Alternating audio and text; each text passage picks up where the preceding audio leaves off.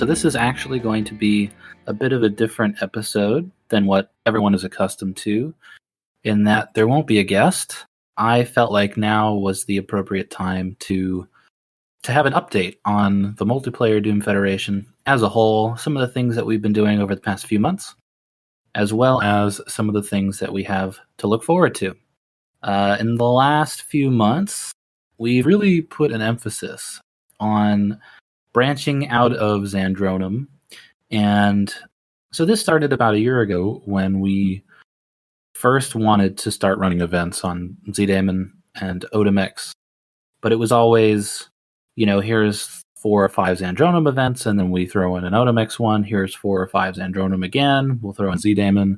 And I just didn't really feel like it was an even split. So we really have put an emphasis on that in the last couple months. I think when we first started, it was easy to use Xandronum as sort of our home base because, it has such a large player base. And what we found, more so than I thought we would, is that players are more than willing to play on all ports.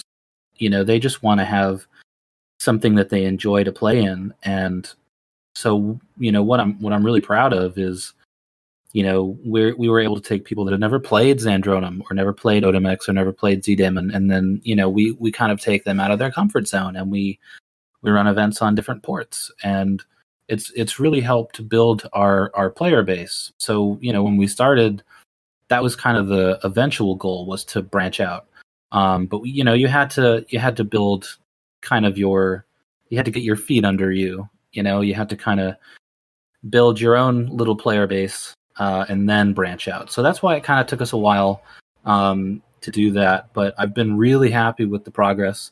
At this point, I feel like we could very easily we could split it between all 3 ports. You could run 3 events, all different ports every month, and it would be great. So with that, we recently created a position. It's still members of the council. So, the council members are the ones that are actually responsible for planning and running events with the help of the commissioners. And so within the council, we created 2 roles. We created these director roles. And we didn't really need director roles for Xandronum because we have so much experience running events there. But we really needed people who were able to focus on OdemX and ZDaemon.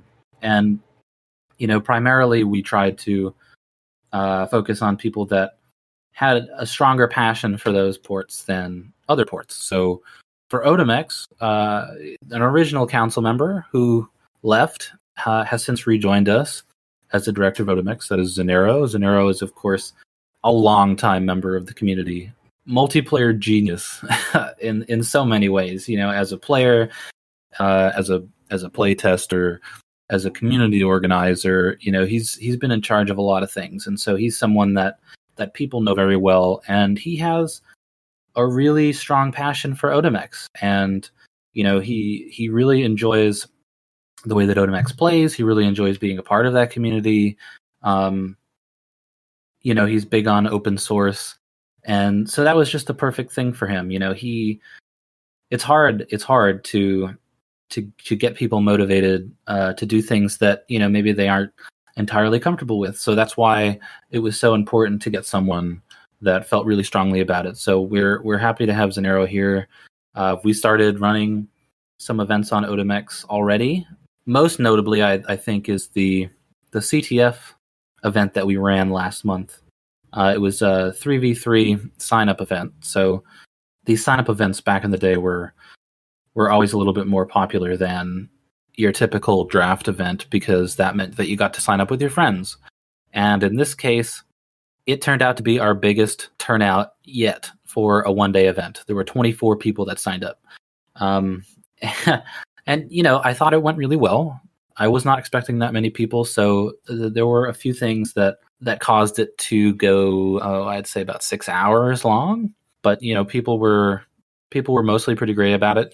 They just wanted to get it done. And I think the bottom line is they were having fun while they were playing. And so, yes, it went on for 6 hours, but it was fun. So that's definitely something that, I think is a big accomplishment, to have a port like OdemX that is divisive. I guess all ports are divisive, but I think if anyone knows what I'm talking about, to have 24 people sign up to a one-day event on Otomix is an accomplishment, and so I will focus on the positives of that. It was really great, and then last weekend we had a 10 frag duel event that also went very well. So that was a cool return to those classic 10 frag duels that used to happen on Skull Tag, if anybody remembers those. They were always kind of like, the 50 frag duel, it's like, okay, if you go down by 10 frags, you always have some time left to change things and change your strategy. But 10 frag duels, I mean, if depending on the map, it can be over in 2 minutes. But I think the thing that I always enjoyed was it dragged games out, to the point where it was all a mind game, and it was just really interesting to see a return to that kind of gameplay where we didn't focus so much on aiming, but it was in lots of cases it was more like, let me see if I can play these mind games on my opponent, and just kind of wait them out and wait for them to get impatient, because there's only 10 frags. I mean, a couple wrong moves, a couple bad spawns, and the whole match is over. So I thought it was really cool. I guess it wasn't as fun as I remembered it being. Maybe 20 frags would be something to try in the future, but hey, we're all about trying different things here. So that was that. And then on the Z-Daemon side of things, we started running primarily three-way CTF on Z-Daemon last summer, and that was a pretty big hit. I guess you could call it a revitalization of the Z-Daemon CTF scene. Has led to Tuesday Night Flags, which is a weekly event that happens there, and also the Prive scene has kind of seen a return. So that's been really cool. But on the Z-Daemon side, for the directors, I didn't have to do any fishing for this. He approached me, Nationwide Moose, who is he has this innate ability to attract people to his events. He is, if you have not heard of him, he is the creator and leader of the US Quake community. And, I first became aware of the US Quake community, and of course our friends at In the Keep. They were highlighting for games. They were trying to get people to play, and I had never really talked to them. And so with Moose, I saw a real effort from him to get people to play, and he just does such a good job with it. He's dedicated. He has a team full of people that it's a Quake server, but they're super dedicated to playing Quake and Doom, to the point where they have weekly events as well. They have their Wednesday night. They have their Wednesday night deathmatch, which brings in a lot of people, not just from the Quake community, but from all over the place. They have their Friday night survival event, which, if you know anything about survival and Z-Daemon, you know that Thursday night survival has been the most popular weekly Doom event for well over a decade now. And they've just managed to kind of, I wouldn't say piggyback onto the success of that, because I really, really enjoy the type of community that the USQC has created on their own. But I guess they've managed to replicate the success of Thursday Night Survival to the USQC Friday Night Survival. And I hopped in a server last week and I was playing Sigil. It was a lot of fun, even with 25 people. So yeah, Moose came to me and he said, I love Z-Daemon. I'd really like to run some events there. I'd like to be the director. And I said, that's what we're looking for. We're really looking for people that come out and take the opportunities themselves to become involved. And so that was awesome. And last weekend we ran a team deathmatch, 2v2 team deathmatch tournament, and that was pretty fun. There were a lot of good teams that played, a lot of good maps. It was an old school Dwango team deathmatch event, so all the old Dwango maps from Dwango 50 that Moose put together, he went through and found them, and they played really well. I thought it was awesome. I think, again, another event where you see players crossing over. you had some people that, I've only ever seen play Zandronum that suddenly signed up for the Z-Demon event. And it was really cool. Some of the players were actually streaming their own matches as they were happening. So that's it's a good step forward. And Z-Demon has been great in terms of working with the MDF. There's a whole great team of people there that are working on things now, and they've kind of welcomed our whole group with open arms. So, I've really enjoyed working with them. I've really enjoyed, our collaboration on certain events. Tuesday Night Flags is something that I think I really try to be a part of as much as I can. So, I got to credit Flambeau and AF Domains for helping out our stuff and allowing me to be involved in theirs. It's really cool. And, speaking of Z-Damon, this is kind of, I'm trying to stay topical here, so kind of bouncing around a little bit. But, well, okay, you know what? I'll save that to the end. I got to give you guys a reason to listen to me talk here. So, yeah, there's something cool coming up at the end of this. But, moving past those events, we had some other things that we did as well. Mark Hake and Slared have really enjoyed running push events, and I am the first person to admit that not only did I not know about push until I started running the MDF, but now that I know about it, I am beyond awful at it. I will never be good at it, but it's really fun to watch. In the past, we've done push events that are duels, and I know that in the back of Mark Hake's mind, they've wanted to run an event that wasn't a push event, that wasn't duels. So April, they ran a 2v2 push event, and I heard that went really, really well. There's a dedicated group of people that still play push, and it's definitely something that I think we could do a lot more with. The community as a whole could do a lot more with push, but it's these lesser known mods or game modes that really need the attention that people like Mark Hake and Slayer to give them, because let's be realistic. How many times can you play Dwango 5 and expect to grow the community? I love that stuff, don't get me wrong, but stuff like push is going to keep the community alive. So I'm really glad to see, a dedicated group of players pushing for something. And, no pun intended there. It's been a blast to run that kind of stuff. And also, there's over on Otomex, a good friend of mine goes by the name of Rude. He created this stats system for Otomex, this stats website. It's called Plasma Bump. And so you can visit it, plasmabump.com. And so basically when you can do ranked duels, you can do casual duels. Basically it just pumps out stats for any games that you play. So for example, he came to me with an idea to do something called Fast Caps. So let's talk a little bit about the Fast Caps Cup. So it tracks not only individual players' performances and duels. By that, I mean it tracks like weapon stats, usage percentage, the amount of frags that you have with each weapon, to your kill-death ratio, and in terms of races, it actually tracks like the amount of time that you take from flag to flag on a map. So, obviously there are a lot of players that put time and effort into using SR50 and trying to be as fast as they can capturing a flag. So what Rude brought up to me was doing an event where you actually have people trying to capture the flag as fast as possible.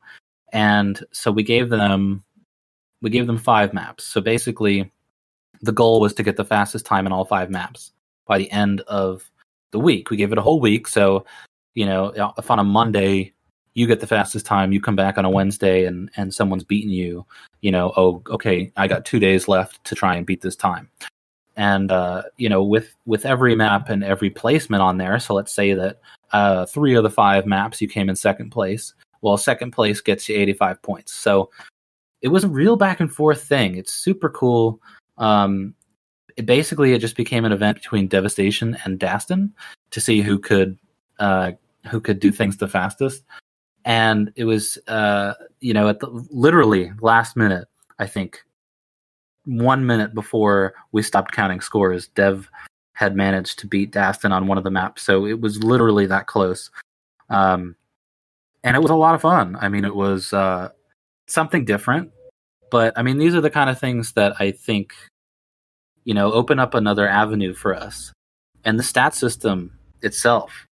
I mean, you can go on to the website and you can see all these ranked duels that players have had, and you can see their kill death ratios and all that stuff I mentioned.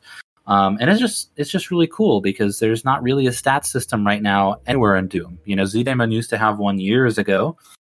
Along with the experience points in your ZDaemon account, they used to have the amount of frags that you had and your kill death ratio and all that stuff. But we haven't seen that for years. So this is really cool that Rude was able to put this together. And, there's definitely more to come on that as far as utilizing Plasma Bump and running events and trying to get some sort of ranking system down. I anticipate more events working out for that one. This weekend, which will probably come and go before you hear this, but we are running a Dominatrix weekend. And that sounds a little bit different if you're not tuned in to what we're doing here, but a great member of the council, Boo, he's kind of a wizard when it comes to creating things. He's actually created Doomware, which is, the Doom version of WarioWare, got a bunch of mini games. That is some of the most fun I've ever had playing Doom, but Dominatrix is his newest thing. And I'll just give you a little rundown of what it is. It's basically a game mode where both teams compete to capture control points. You use ACS in order to insert the control points into maps. So you can play Dominatrix is kind of like a, just the overall name for the game mode, but you can play Domination, King of the Hill, control points for other games. You can play lots of stuff, and you can insert the control points on Zandronum, ZDoom, and ZDaemon. So it's definitely a new way to do things. We actually were able to get a new custom announcer from Rot King, so that if that's enough reason for everyone to play.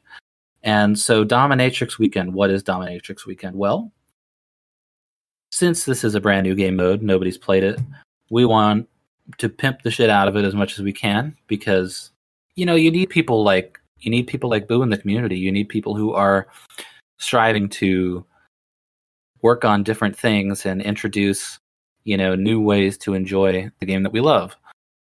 As I mentioned, instead of doing Dwango 5 over and over again, bam, let's play some Dominatrix. We'll run, Neon DM or something. So Saturday, May 2nd, tomorrow, ZDaemon Sessions will be running Dominatrix.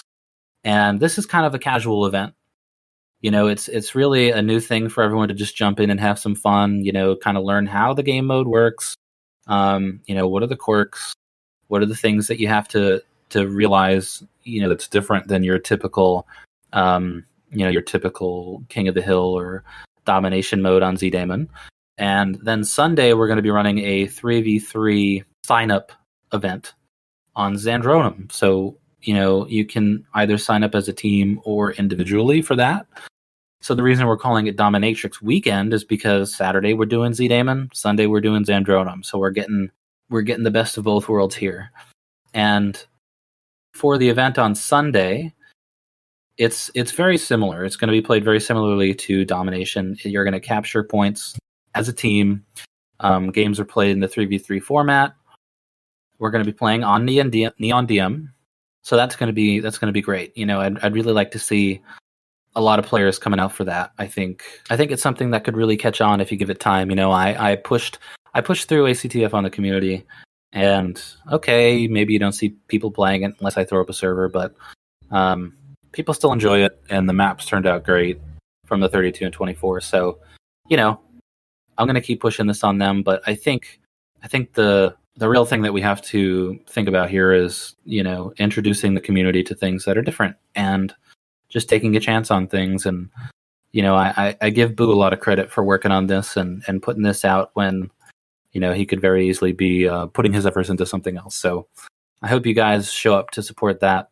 Like I said, you'll probably be listening to this after the fact, but hey, I'll look into the future and I'll tell you that it's pretty fucking awesome. Moving on to Vengeance Ctf Season 2. So, Vengeance Ctf. What is Vengeance Ctf? Well, if you've listened to our podcast, you know that we spend a lot of time talking about the International Doom League or the Doom community, CTF leagues, World Doom League, all that stuff. Well, this is our take on the competitive Capture the Flag League. So we had, I guess I could do a little bit of a history lesson on this. Way back in the day, there was an event on Z-Daemon, a league on Z-Daemon that was called Vendetta. And Vendetta was sort of the European rival to the International Doom League. And it had a different rule set.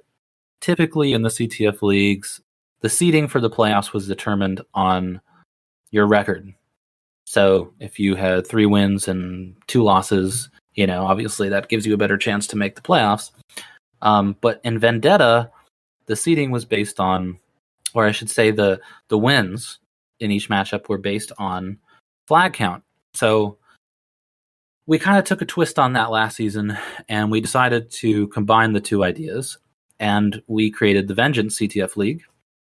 And in Vengeance, you can have anywhere from 6 to 8 teams, and the regular season is determined by the seeding in the regular season is determined by flags. So whichever the top teams that have the most flags move on to the playoffs. And that's a different kind of environment to be in for a lot of the competitive players. They're not used to playing like that. So and there are other rules that come into play when you run something like that. For example, typically regular season games in the past were best of 3. In Vengeance CTF League, you play all 3 maps because the time limit has been reduced to 7 instead of 10. So in the past, let's say that you're playing your second round and you win 2-0. Well, that's 20 minutes that you've played there. In Vengeance, all 3 games, 7 minutes, they equal out to 21 minutes. So we tried to keep it, around the same amount of time. And in addition to that, you have to pick maps that are a little bit different as well, because you don't want to pick something where maybe you're going to score, I don't know, it's going to be a bloodbath. You're never going to score any flags. So you have to try and cater the map list to the type of event that you're running. So, we're picking kind of offensive, capture-heavy maps that we're using in the season. So Season 1 happened last November, and it was fun. It was interesting, and I know a lot of people are not used to the idea of using the flag total to determine anything, really. They're used to playing 5-6 round games where it's like tiebreaker on top of tiebreaker on top of tiebreaker. Now, we do utilize that format in the playoffs, but for the regular season, I felt like, and here's the thing, is that I really did not have a lot to do with the first season of Vengeance. That was Dragon and Disparel that put their heads together and came out with, the rule set that we have here. But my thing was, I really, really wanted it to be different, because there are already CTF leagues that are running, and there's really no need for us to compete against someone else. We want to do something that we think fits the mold of the MDF. So my only thing was that I really wanted the regular season to be totaled, the seedings to be decided by flags. And so I think it was a huge success. It's definitely, you play like 2 or 3 games, and, you definitely, it takes some time to get used to. You change your strategies, you change the way that you play, you change the way that you're used to playing. And I like that. I think at this stage of at least my Doom career, I need to be challenged. I need to have something that is different from what I'm used to. And, I thought it was really awesome. So we're bringing it back for a Season 2, and sign-ups are open now. Signups are going to be open through May 22nd. Some of the cool things that we've done this season, we actually expanded it. So we expanded it from 3 weeks to 4. 3 weeks felt a little short last time. It was our first foray into a competitive CTF league, so we wanted to just make it short and sweet, and kind of get our feet under us. So now we've expanded it to 4 weeks. We've also we created a WOD with maps that we enjoyed, and we put together a team, and there were actually professional map critics, I should say.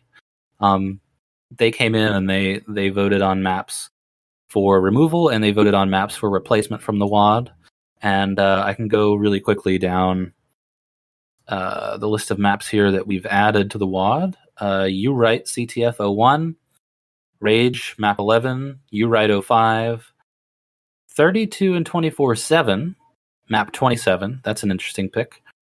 Core CTF Map 33, Mad CTF Map 4, Core 08, You Write 11, ZDCTF 18, which is an old map, and You Write 14. So it's kind of dominated by a rather new WOD called You Write CTF. It's probably just You Write, but the maps look really interesting, and it's good to get that new blood in there. So those are the maps that we are throwing in this season. There's going to be some more information released shortly, but if you go to our website, you go to our YouTube channel, there's a playlist there that I put together that has some of the streams from the games last season. It was a lot of fun. So hopefully you guys come and check that out. If not, you can always come and watch, or, feel free to stream if you're a streamer. We're always looking for people who are willing to stream games. So that would be a lot of fun. Next, of course, with this whole quarantine coronavirus thing going on, unfortunately, one of the casualties of that is that Quakecon has been canceled this year. Really unfortunate. I had a great time last year. I got to meet so many people. I finally got to meet Devastation, amongst other people. It was just a great weekend, and it's a great weekend for gamers and online communities and Doom itself. It's a good time, and I'm really bummed that it got canceled. And the MDF is without giving out any details, because we haven't finalized a single thing. Let me stress that, underline it, put it in bold. We haven't decided on a single thing, but I think it would be cool to run something, in commemoration of QuakeCon, or in the spot of QuakeCon during those days where it would have been held. Run something, for the community there. So we're looking into doing something like that. I think that would be really fun. Maybe something with a mini prize pool. So let's see what happens. But hopefully we're all out of the house, back to work. Everyone's doing okay come August. But, either way, we're going to try and take care of you. So make sure you check out doomfederation.com for any updates on that. And, last but certainly not least, there's something going on that should be announced by the time you hear this, but we're calling it the Massive Multiplayer Online Doom Experience Event Number 1. Let me say that again. The Massive Multiplayer Online Doom Experience Event Number 1. So this was the brainchild of Devastation. He has noticed the uptick in players that have come around in the last year or so. I think a lot of that is in credits due to the USQC, as I mentioned. They've done a really good job of getting people to play Z-Daemon. So, I'll just go ahead and read the message that he's going to be posting on all the forums, because I think it's composed really well. The Multiplayer Doom Federation, in coordination with Z-Daemon Sessions, presents Massive Multiplayer Online Doom Experience Event Number 1. We will show the world that life still exists in Doom Deathmatch multiplayer by getting 100 players or more playing at once across various free-for-all servers. A special WOD compilation of 50 selected FFA maps will be used. So that's a big deal. Basically, we're going to have 12 servers running simultaneously, 10 player max per server. The idea is that one server fills up with 10 players, then you switch over to the other server, and you keep things going that way. It's going to be old school, no jumping, no mouse look, and so happy to be partnering with Z-Demon Sessions. Hard to believe 13 years ago I helped start it, but I am certainly not the most important person that's been involved in CDS since then. I'm just one person, so I'm glad to see that it's continued. It's going to take place on Z-Demon, May 23rd. That's a Saturday, between 3 p.m. Eastern and 7 p.m. Eastern. More details are going to be posted on our website, and if you want, feel free to join our Discord. We do a lot of the stuff in the Discord server. We're going to have this huge thing going on, and this, like I said, this was the brainchild of Devastation. If there's anybody that can get a large group of people to play, it's Dev. Everybody loves Dev. He is kind of he's the Chancellor of Doom right now. Has been for a while. He's a super nice guy, gets along with everybody. He just wants to see this game continue as much as the rest of us. So, like I said, we're hoping that you can show up for that. The massive multiplayer online Doom experience event. Number one. Thank you for that, Dev. Mostly for the name that I can't read. But I think that's going to be a good time. And, that's kind of where we're at right now. We've got a lot of things going on. We have a lot of things coming in the future. We're